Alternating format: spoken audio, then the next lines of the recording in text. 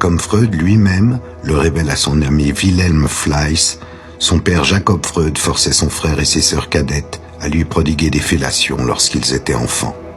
Il écrit « Mon père était un de ces pervers. Il est cause de l'hystérie de mon frère et de celle de plusieurs de mes jeunes sœurs. » Freud sort alors le complexe d'Oedipe de son chapeau.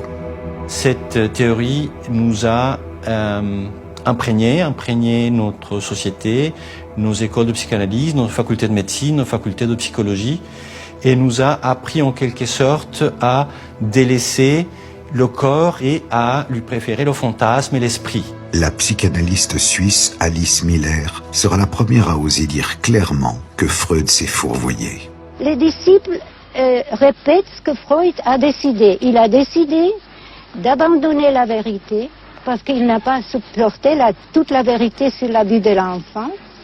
Et il a supprimé la vérité et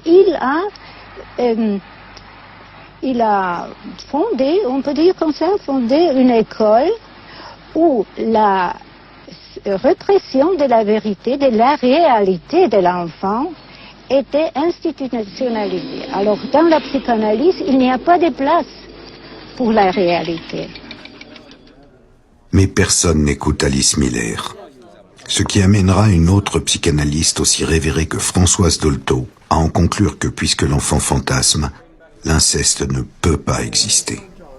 Dans l'inceste père-fille, la fille adore son père et est très contente de pouvoir narguer sa mère. Question. Donc la petite fille est toujours consentante. Françoise Dolto, tout à fait. Question. Mais enfin, il y a bien des cas de viol. Françoise Dolto, il n'y a pas de viol du tout. Elles sont consentantes. Vous voulez les preuves que c'était vraiment... Non, mais je vous crois. Je veux pas... Bon, je sais que vous me croyez, mais extrait... personne ne le croit, voyez. Je l'ai lu, moi, ça, c'est vrai. Ah oui. Je me fais très bien d'avoir lu. C'est d'en choisir. Alors, j'ai pensé que c'était moi qui n'avais pas le QI pour comprendre tout Dolto. J'ai été soufflée. Mais je l'ai lu.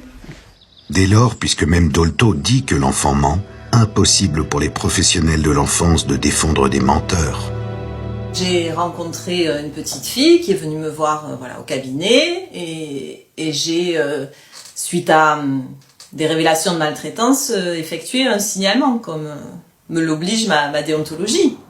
Et là, j'ai eu quelques mois plus tard une plainte du père à l'ordre des médecins qui est venu se plaindre de moi, de la façon dont j'avais, selon lui, géré la situation. J'ai été interdite d'exercer la médecine pendant 3 mois. Moi, on m'a reproché l'immixtion dans les affaires de famille, jusqu'à me reprocher d'avoir fait un signalement au juge des enfants. On n'est pas suffisamment